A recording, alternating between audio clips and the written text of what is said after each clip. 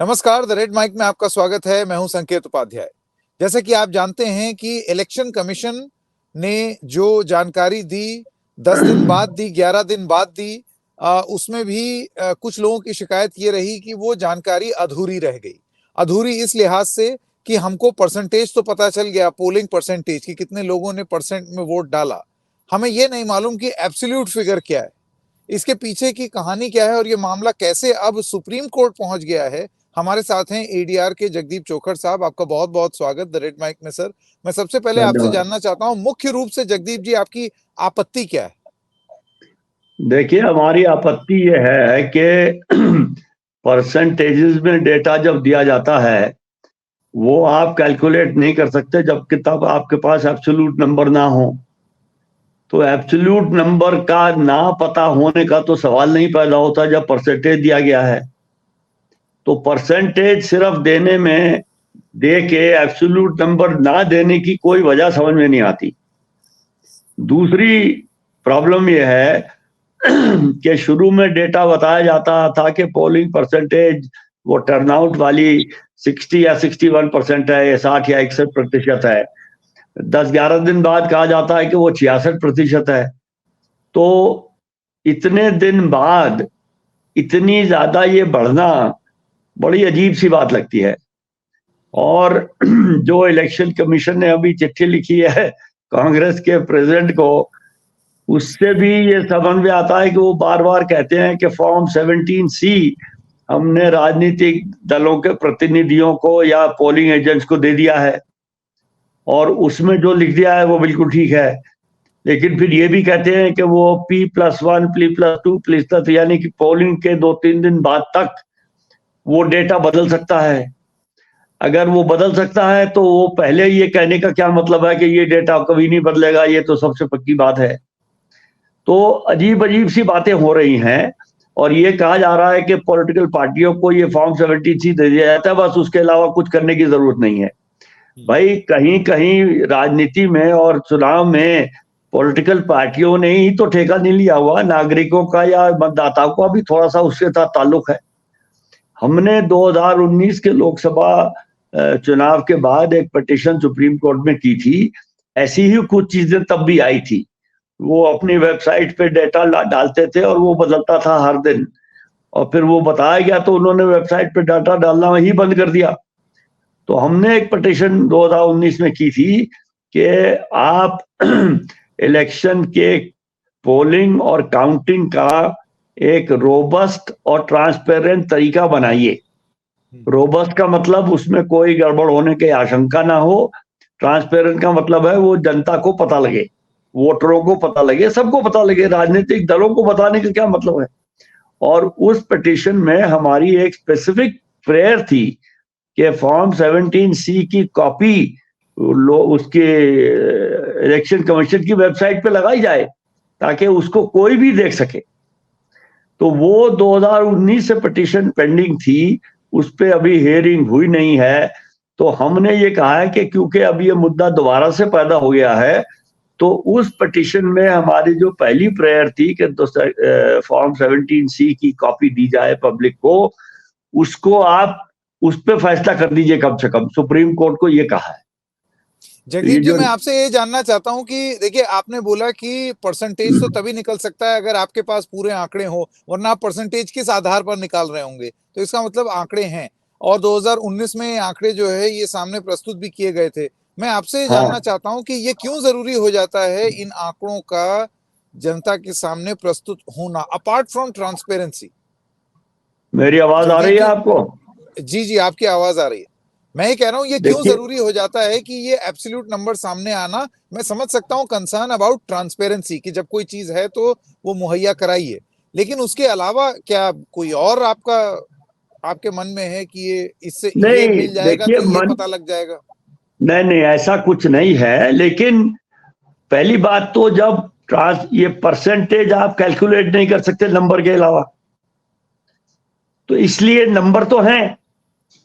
तो जब नंबर हैं और 19 से परसेंटेज कैलकुलेट की है, तो नंबर ना बताने का क्या मतलब है? इसी से शंका पैदा होती है। उसके बाद वो 10 दिन बाद नंबर बदल जाते हैं। परसेंटेज बदल जाती है तो नंबर भी बदले होंगे। तो नंबर में क्या बदला है, कहां के बदले हैं नंबर, कितने बदले हैं, ये तो पता लगना चाहिए। और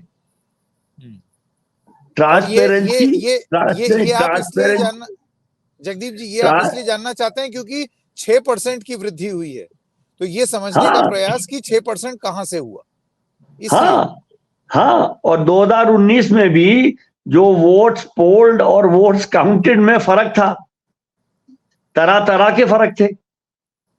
तो ये कुछ ऐसी चीजें हैं जिनके कॉमन सेंस से एक्सप्लेनेशन पता नहीं लगते, और जब कॉमन सेंस से एक्सप्लेनेशन पता नहीं लगते तो फिर ये जरा शक पैदा होता है, भाई कहीं गड़बड़ तो नहीं हो रही।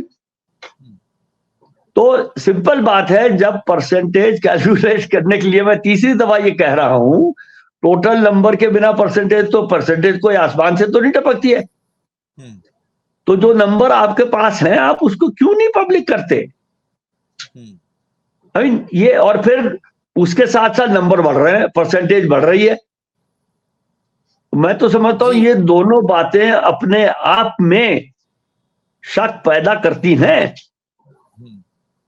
और इलेक्शन कमीशन को तो जैसे वो कहावत है कि justice should not only be done, it should also seen to be done.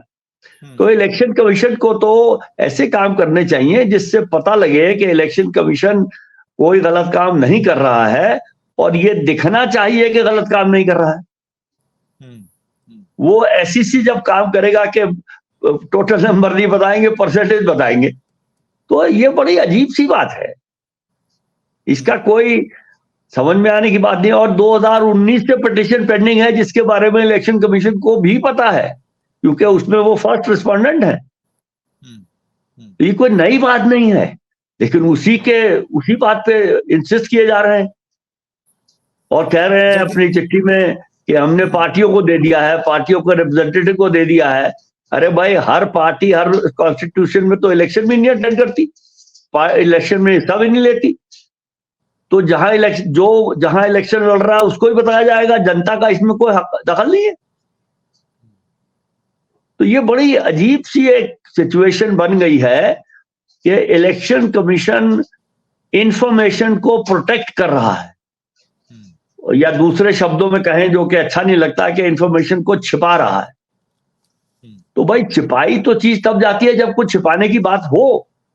तो आपका ये कहना है कि अगर कुछ छुपाने को नहीं है तो फिर ये जानकारी जनता में मुहैया करा दी जाए कि पता चले कि अगर कहीं वृद्धि हुई है, वोटर टर्नआउट रिवीजन हुआ है, तो वो कहाँ हुआ है। लेकिन जगदीप जी, आपको ये चीज परसेंटेज से नहीं पता लग सकती है, मतलब यस, इन ट्रांसपेरेंसी आपको पता होना चाहिए। नहीं, परसेंटेज टोटल बताई जाती है, 61 से 67 हो गई। अरे भाई, किस कॉन्स्टिट्यूएंसी में क्या हुआ, ये तो टोटल परसेंटेज है ना। कि फेज 1 में, फॉर एग्जांपल, मैं ऐसे नंबर बता रहा हूं, फेज 1 में 61% थी, 67 हो गई, 66 हो गई। तो फेज 1 में तो पता नहीं कि 100 कॉन्स्टिट्यूएंसी थी, किस कॉन्स्टिट्यूएंसी में क्या हुआ। और ये सब चीजें देखने वाली हैं। और ये कहना कि आप बस विश्वास कर लीजिए जो आप कह रहे हैं, ट्रस्ट, अंग्रेजी में कहावत है, trust has to be earned. Trust को आपको कमाना पड़ता है अपने काम के बेसिस पे, ये कहने से नहीं कि हमारी ये जिम्मेदारी है, कॉन्स्टिट्यूशन ने हमें कहा हुआ है और जो हम कह देंगे वो सही है।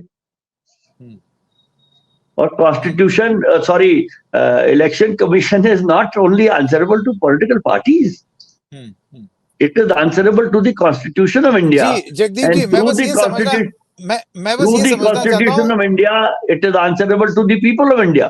जी जगदीप जी, मैं बस आपसे ये समझना चाहता हूं कि देखिए, परसेंटेज भी जब रिलीज की जाएगी, एक तो ओवरऑल परसेंटेज होती है और उसके बाद फिर परसेंटेज आती है कॉन्स्टिट्यूएंसी वाइज भी।